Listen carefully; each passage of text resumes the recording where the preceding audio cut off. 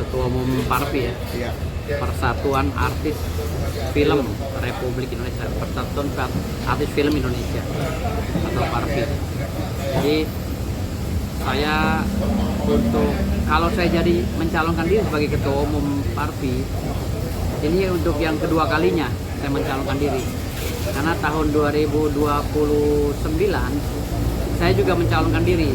Waktu itu saya ikut kontestan ya, Caca Ketum Parvi bersama Bunda Alisa Johar, Saudara Jo, dan siapa lagi ya, Teh Ayu Asari. Waktu itu kami berempat ya, mencalonkan diri. Tapi yang lolos itu Bunda Alisa Johar. Nah,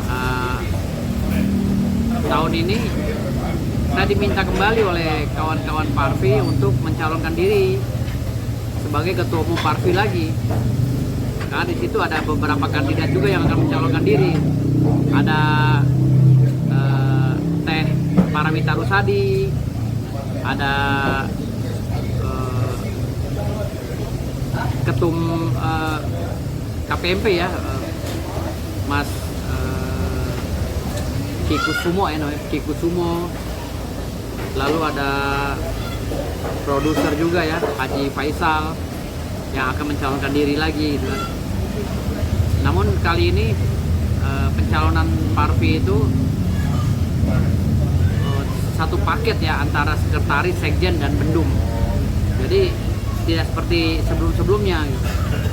Sebelum-sebelumnya kan hanya ketua umumnya saja, lalu sekjennya dicari nanti. Sekarang satu paket. Jadi pencalon ini hitam putihnya Parvi kelihatan dengan calon itu, susunan pengurusnya gitu. Karena Parvi ini kan sebentar lagi Bunda Alisa Johar akan selesai juga kan masa jabatannya. Makanya akan ada perhelatan lagi. Visinya apa sih, Bang? Kalau Parvi itu kan untuk mensejahterakan anggotanya ya, anggota perfilman lah yang bergerak di bidang film. Kalau dulu kan waktu saya masuk di Parvi tahun 99, dulu hanya artis-artis saja yang memang main film yang masuk ke Parvi gitu kan. Kalau sekarang kan sudah diperluas tuh, anggota dari sinetron, lalu anggota perfilm lainnya seperti produser dan lain boleh masuk Parvi sekarang ini gitu. Jadi seperti itu udah diinikan, dan akte pendirian Parvi pun sudah disesuaikan dengan undang-undang terbaru, undang-undang tentang organisasi atau perkumpulan. Jadi sudah didaftarkan dan ada AHU-nya gitu. Artinya Parvi ini sejak tahun 1956 memang lembaga resmi, lalu dipertegas lagi dengan keluarnya AHU dari Kementerian Hukum dan HAM dan Kementerian Kehakiman. Makanya Parvi sekarang ini makin kuat, semakin berbobot lah gitu. Ditambah lagi sekarang ini kan Kementerian Kebudayaan, Kementerian Pariwisata yang dibentuk oleh Pak Prabowo ini kan sedang menggenjot nasionalisme gitu loh. Jadi produk nasional yang digenjot dari bidang apapun, dari 9 komponen strategis, IPOLEX, Sosbud, Hankamnas, Geodemokorso, semuanya nasionalis dibentuk oleh Pak Prabowo. Jadi diutamakan perfilman di Indonesia. Makanya ini angin segar bagi perfilman Indonesia ketika Pak Prabowo melalui Pak Fadli John, Kementerian Kebudayaan dan lain-lainnya itu ingin mengangkat lagi seni-seni Indonesia gitu loh. Karena seni Indonesia ini, seni dan budaya Indonesia ini udah terkikis dengan seni-seni barat kan gitu. Nah ini diangkat lagi. Nah hadirnya statement-statement dari Menteri atau Pak Prabowo sendiri ini membuka harapan baru bagi kami insan film, insan seni gitu. Makanya saya sambut itu. Nah ke depan kalau saya terpilih menjadi Ketua Umum Parvi, Persatuan Artis Film Indonesia, saya akan bersinergi dengan pemerintah Republik Indonesia gitu. Dan saya akan memperbaiki mekanisme yang ada di perfilman, khususnya jam tayangnya film di bioskop itu saya akan meminta agar pemerintah bersinergi dan memantau dan lebih mendahulukan produk-produk Indonesia. Karena sekarang ini kan studio bioskop kita ini kan banyak yang diisi oleh film-film luar gitu loh, sehingga film-film lokal ini kan antrinya harus bertahun-tahun.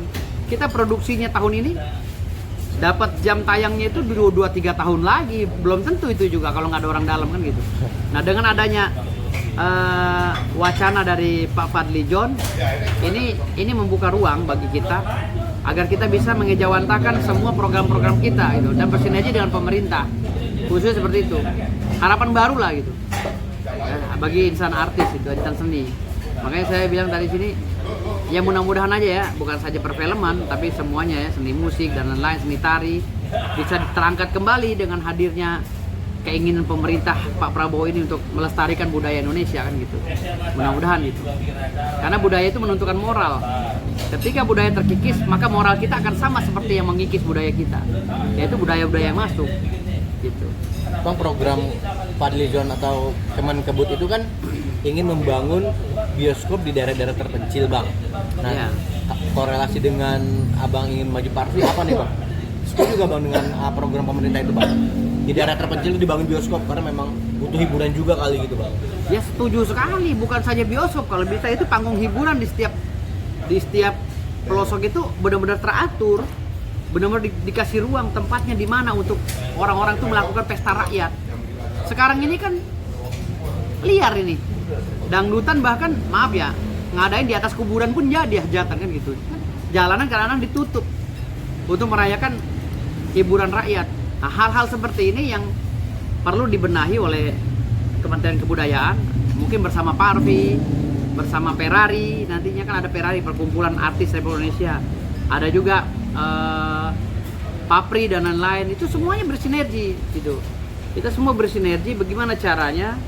Jadi semua wacana yang digaungkan oleh Pak Fadly-John dan menteri lainnya, kementerian lainnya, itu bisa disambut oleh masyarakat, khususnya masyarakat organisasi yang memang sudah terdaftar di Kementerian Kehakiman dan Kementerian Hukum dan HAM. Tuh. Jadi seperti itu. Jadi sehingga programnya Pak Fadly-John ini berjalan, dan Fadly-John ingin bersinergi dengan masyarakat seni, tapi tidak terkonsep dan tidak profesional pun nggak akan jalan. Harus melalui organisasi-organisasi seperti ini, seperti Parvi, Ferrari, Papri, ya kan? Ada apa tuh? Ada banyak lah ya. Senior kita juga banyak yang mendirikan organisasi-organisasi semacam ini kan gitu. Nah, tetapi juga pesan saya harus Kementerian Hukum dan HAM juga harus menyortir ini. Jangan sampai bertabrakan kewenangannya, karena ada dalam undang-undang organisasi ya, namanya tidak boleh sama, kewenangannya tidak boleh sama. Ini juga harus dipertimbangkan oleh Kementerian Hukum dan HAM agar tidak semua orang mudah untuk membangun organisasi seni maupun organisasi lainnya gitu. Artinya di sini harus dipertimbangkan juga kewenangan, jangan sampai melanggar undang-undang tentang organisasi gitu. Bang, menjadi ketua Parvi mau nggak mau harus terlibat di dalam era traffic atau arus dari perfilman Indonesia, Bang. Nah, Abang memantau perfilman dalam beberapa tahun terakhir seperti apa, Bang? Kan banyak muncul-muncul film-filmnya dengan genre-genre berbeda-beda, horor, drama. Nah, perhatian Abang seperti apa sih, Bang, ke film-film sekarang, Bang? Kalau saya lihat film sekarang ini sebenarnya bagus-bagus Indonesia ya, tapi kesempatan tayangnya yang nggak ada.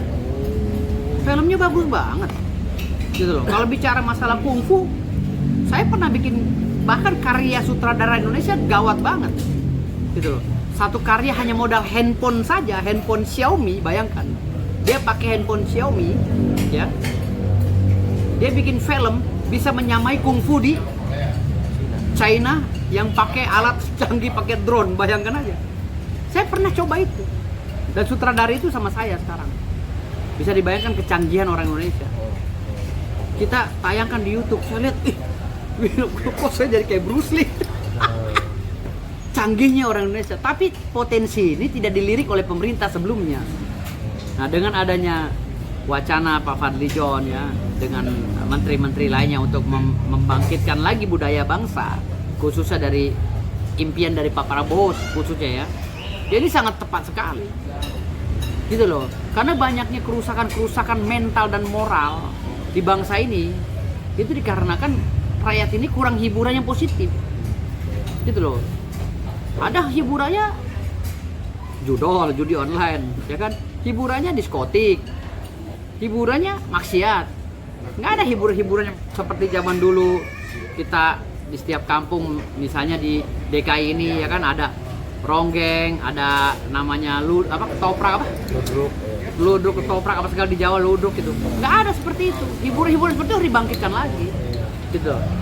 Jadi kita lebih cinta. Bayangkan seni wayang di Jawa, di Eropa lagi dipelajari.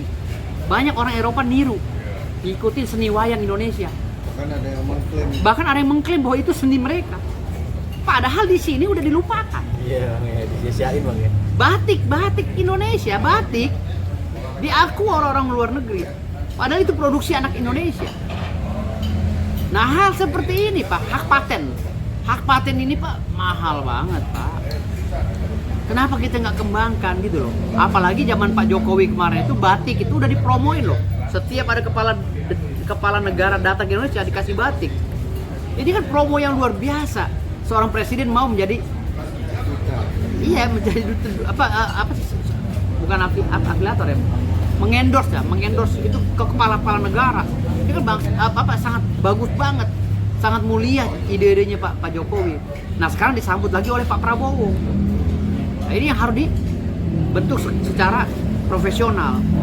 Nah kalau seandainya di organisasi yang sudah terbentuk di Indonesia ini tidak menjalankan organisasi secara profesional dan proporsional, maka program pemerintah itu hanya jadi mimpi, gitu loh. Apalagi salah menyalurkan dananya, tidak melalui organisasi-organisasi yang sudah dibentuk oleh kementerian. Wah, itu lebih salah lagi programnya, gitu loh. Nanti timbul-timbulnya akan dikelola oleh orang yang salah, gitu. Makanya saya bilang tadi sini, ini pentingnya organisasi ini dihidupkan kembali, organisasi budaya, gitu.